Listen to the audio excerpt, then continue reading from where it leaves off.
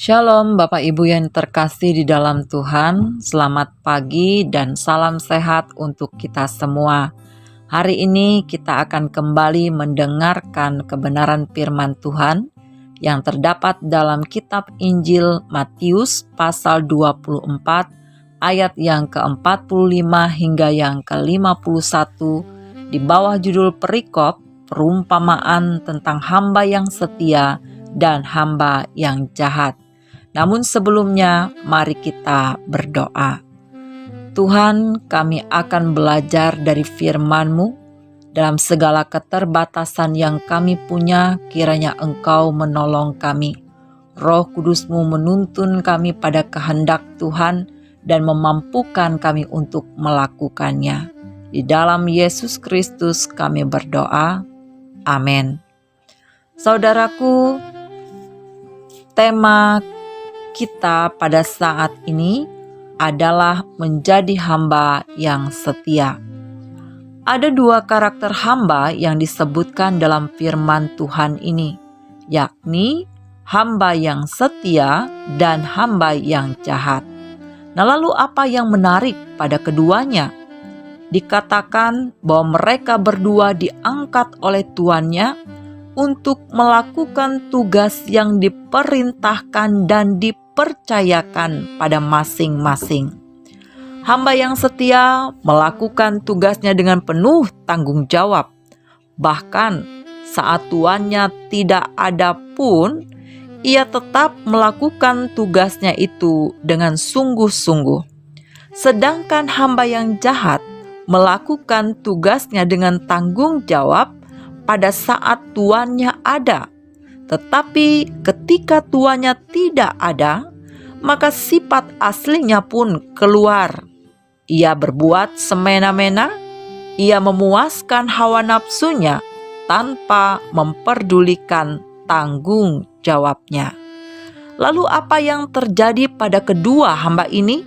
Dikatakan dalam firman Tuhan, ketika tuannya tiba, ia memuji hamba yang setia itu karena pekerjaan yang telah dilakukannya. Dan bukan hanya itu saja, ia juga memberikan kepercayaan yang lebih lagi kepada hamba tersebut.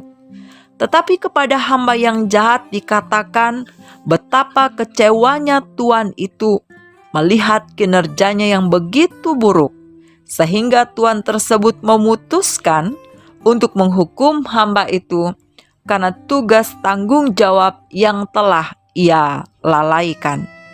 Saudara-saudaraku, sebagai pengikut Kristus, kita juga merupakan hamba, di mana Allah mau pakai kita untuk bekerja baginya sesuai dengan tugas yang Ia percayakan.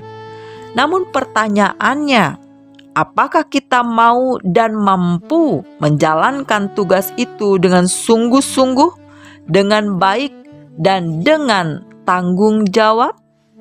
Saudara-saudara, ada orang yang memang bekerja dengan baik saat ia berada di depan banyak orang atau ketika ia berada di depan pimpinannya.